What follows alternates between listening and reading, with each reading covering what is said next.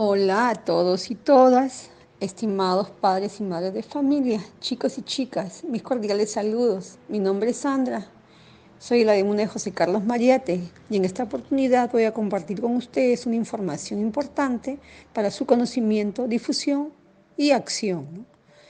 El tema es sobre medidas de protección ante situaciones de violencia familiar. Tenemos vigente la ley de violencia contra las mujeres y los integrantes del grupo familiar, la ley número 303/64. En esta ley están establecidas precisamente las medidas de protección, ¿no? Y cuya finalidad pues, es salvaguardar la vida e integridad de las personas que sufren violencia familiar. ¿Qué son estas medidas de protección? Son decisiones judiciales para resguardar la integridad personal y el patrimonio de la víctima como resultado de la ficha de valoración de riesgo y otras denuncias anteriores que se tuviera contra el agresor. ¿Y para qué sirve esta ficha? Sirve para detectar y medir riesgos a las que esté expuesta una víctima. Su aplicación está orientada a otorgar las medidas de protección que necesita.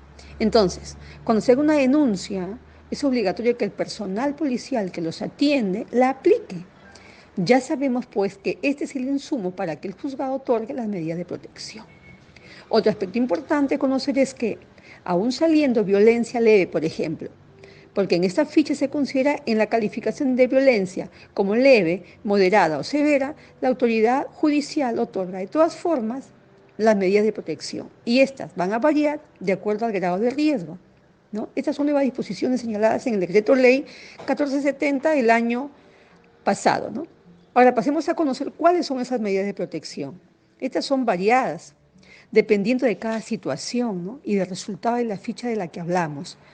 Pero las más importantes que se aplican son la salida o retiro del domicilio del agresor, el impedimento de acercamiento a la víctima en la instancia que la autoridad lo determine, no acercarse por su centro laboral o de estudios o por los lugares donde esté la víctima.